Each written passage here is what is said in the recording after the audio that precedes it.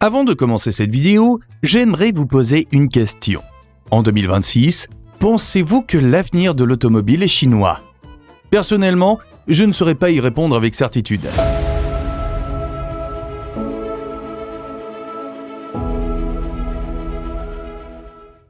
D'après mes recherches et les témoignages de différents propriétaires français, j'ai sélectionné pour vous quelques voitures françaises qui continuent, discrètement, de mettre la concurrence chinoise en difficulté en termes de fiabilité.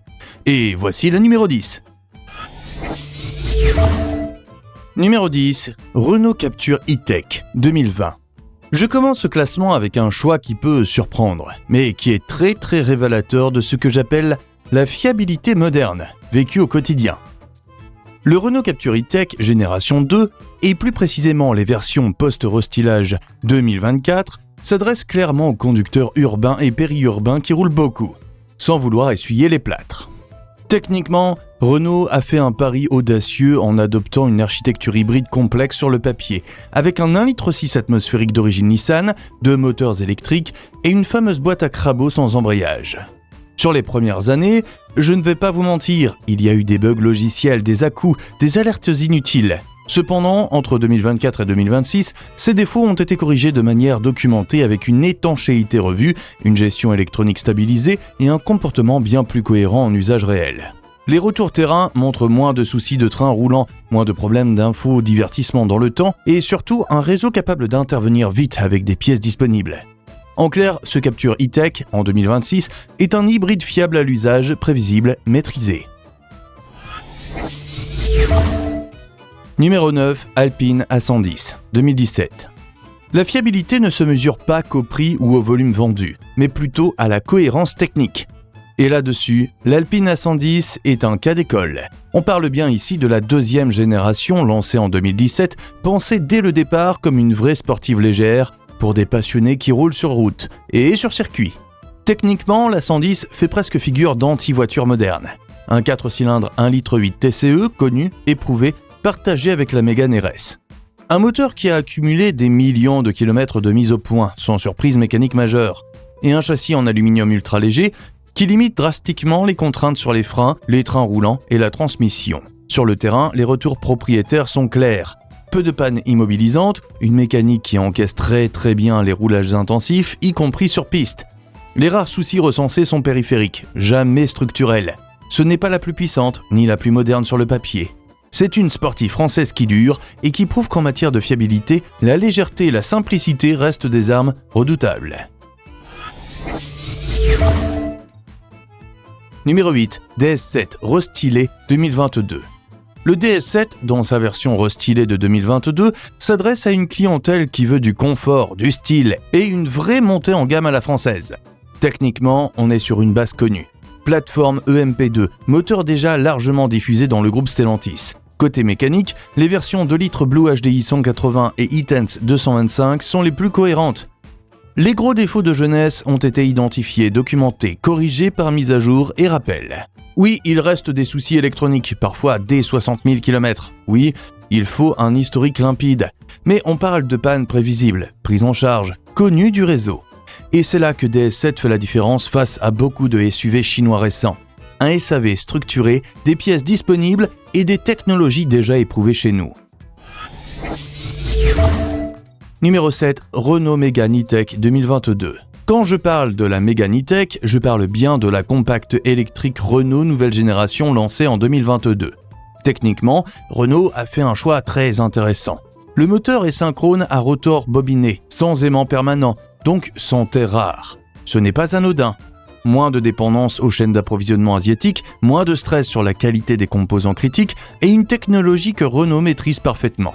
La batterie de 60 kWh repose sur une architecture volontairement conservatrice, avec une gestion thermique éprouvée, héritée de plus de 10 ans d'expérience électrique depuis la Zoé. Sur le terrain, les retours sont clairs. Depuis 2022, pas de panne lourde récurrente sur le groupe motopropulseur ou la batterie. Les quelques soucis de jeunesse, recharge rapide ou climatisation, ont été corrigés par mise à jour OTA, son passage en atelier. Face à certaines électriques chinoises très gadgetisées, la Mégane joue la carte du logiciel stable, OpenAir Link avec Google, un réseau SAV dense et une réparabilité immédiate, beaucoup plus rassurant à long terme. Numéro 6, Peugeot 308-3 hybride rechargeable, 2021. La Peugeot 308-3 hybride rechargeable est typiquement le genre de modèle qu'on n'attendait pas forcément dans un classement sur la fiabilité. Et pourtant, on parle ici de la 3e génération de 308, lancée en 2021, pensée avant tout pour les flottes et les gros rouleurs périurbains, mais qui cache une base technique bien plus rassurante qu'il n'y paraît. Sous le capot, Peugeot a fait un choix clé, le 1,6 litre turbo 4 cylindres, bien connu du groupe Stellantis. On est loin des petits moteurs essence à courroie qui ont fait couler beaucoup d'encre. Ce bloc, couplé à un moteur électrique intégré dans la boîte ID.C7, délivre 195 chevaux au total. La batterie portée à 17,2 kWh permet jusqu'à 85 km en électrique en cycle WLTP et environ 70 km constatés en conditions réelles. Sur le terrain, la chaîne de traction est globalement fiable, avec peu de pannes lourdes signalées. Les points faibles concernent surtout l'infodivertissement, parfois lent ou capricieux, et quelques rappels liés à l'hybridation. Rien de structurel côté mécanique. Ce n'est pas la moins chère, ni la plus simple, mais la 308-3 hybride rechargeable est une valeur sûre pour qui cherche une compacte moderne, éprouvée et surtout exploitable sans stress sur le long terme. Numéro 5, Renault Austral E-Tech hybride 2022. Si je mets le Renault Austral E-Tech hybride dans ce classement, ce n'est pas par chauvinisme, ni par effet de mode. C'est parce que ce modèle précis, dans sa version corrigée, mérite aujourd'hui d'être jugé sur des faits et pas sur sa mauvaise réputation de lancement. L'Austral, c'est le SUV compact que Renault a lancé fin 2022 pour remplacer le Kadjar avec un objectif simple, monter en gamme sans complexifier à outrance. Et la version qui nous intéresse ici, c'est le 1 litre de E-Tech full hybride 200 chevaux, pas les 1000 d'hybride. Techniquement, on est sur une architecture connue chez Renault, un 3 cylindres essence, 2 moteurs électriques et une boîte à crabot. Sur le terrain, les premiers modèles produits jusqu'à mi-2023 ont clairement essuyé les plâtres. Problèmes de refroidissement, pompe à eau défaillante, bugs électroniques, messages anxiogènes au tableau de bord. À partir de fin 2023, début 2024, Renault a revu la pompe à eau, les changeurs, reprogrammé les calculateurs et fiabilisé la boîte. Les retours récents montrent quand même une mécanique stable, sans panne lourde récurrente, à condition que tous les rappels aient été faits. Un Austral E-Tech post-correctif nettement plus fiable que ce que sa réputation initiale laisse croire. Numéro 4, Citroën C5 Aircross hybride rechargeable, 2019. La C5 Aircross hybride 225 chevaux a été lancée à partir de 2020 pour les familles européennes qui veulent du confort, du silence et une vraie polyvalence au quotidien. Techniquement, Citroën est resté sur une base connue, le 1,6 litre PureTech associé à un moteur électrique et une boîte IEAT8. Le châssis EMP2 est éprouvé, les suspensions Advance Comfort font exactement ce pour quoi elles ont été conçues. Encaisser les roues dégradées sans fatiguer la structure. Côté fiabilité réelle, le tableau est plus nuancé. Les premières années se passent généralement bien. Néanmoins, sur le terrain, après 60 000 km, des propriétaires signalent une dégradation de la batterie haute tension, une baisse d'autonomie électrique et parfois de l'encrassement du moteur thermique sur les usages urbains répétés. Ajoutez à ça quelques bugs d'infodivertissement et une usure de frein plus rapide liée au poids. Ce n'est pas la plus fiable à vie, mais en 2026, il est mécaniquement compréhensible. Numéro 3, Peugeot 208 PureTech de 3e génération 2023. Le Peugeot 208 que je mets ici en numéro 3, ce n'est pas toute la 208. C'est une version très précise, celle équipée du PureTech de 3e génération, introduit après le restylage de fin 2023. Et c'est important de le dire dès le départ, parce que Peugeot traîne une réputation mécanique qui n'est pas tombée du ciel. Cette 208-là vise clairement le cœur du marché, citadine polyvalente, usage quotidien, clients particuliers qui veulent une voiture moderne sans tomber dans la surenchère technologique. Et sur le plan mécanique, Stellantis a enfin corrigé le point noir historique, la distribution.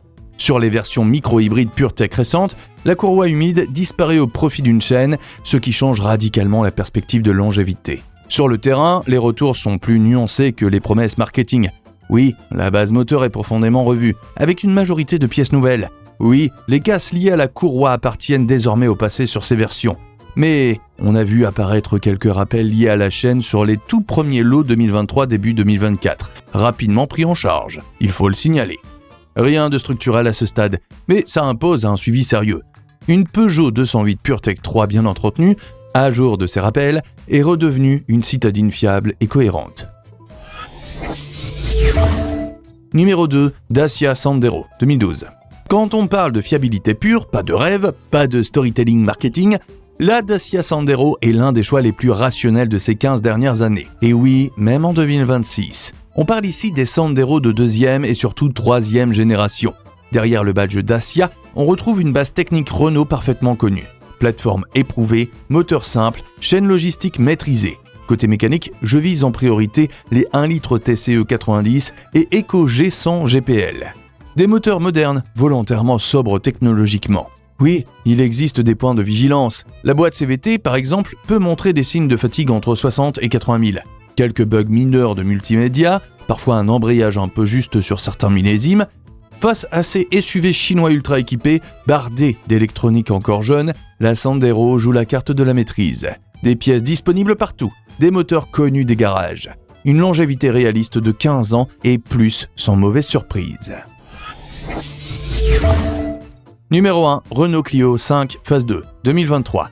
Si je termine ce classement avec la Clio 5 Phase 2, c'est parce qu'en 2026, objectivement, c'est l'une des citadines françaises les plus rationnelles et les plus fiables que vous puissiez acheter. On parle ici de la Phase 2 restylée en 2023, pas des premiers millésimes. Et la nuance est capitale. Cette Clio vise clairement le grand public, famille, actifs, flotte, bref, des usages réels, intensifs, quotidiens. Et ça se ressent dans ses choix techniques. Côté mécanique, Renault a joué la carte de la prudence intelligente. Le 1 litre TCE 90 ou 100 chevaux est aujourd'hui le moteur le plus recommandable avec une architecture simple, un entretien maîtrisé, très peu de retours lourds. Le 1 litre 5 Blue DCI 100, lui, reste une référence de sobriété et de longévité à condition de rouler régulièrement. Quant à l'E-Tech 145, oui, il a connu des débuts perfectibles. Mais sur la phase 2, les mises à jour logicielles ont clairement stabilisé le système hybride. Petit conseil, si vous cherchez une voiture fiable et sereine, prenez le temps de consulter son historique, privilégiez les bonnes motorisations et surtout, fiez-vous aux modèles qui ont déjà fait leurs preuves au fil du temps. Si cette vidéo vous a appris quelque chose, abonnez-vous, activez la cloche, partagez-la avec vos amis passionnés et revenez régulièrement pour découvrir ensemble d'autres secrets de l'automobile française. À très bientôt dans le Garage Français.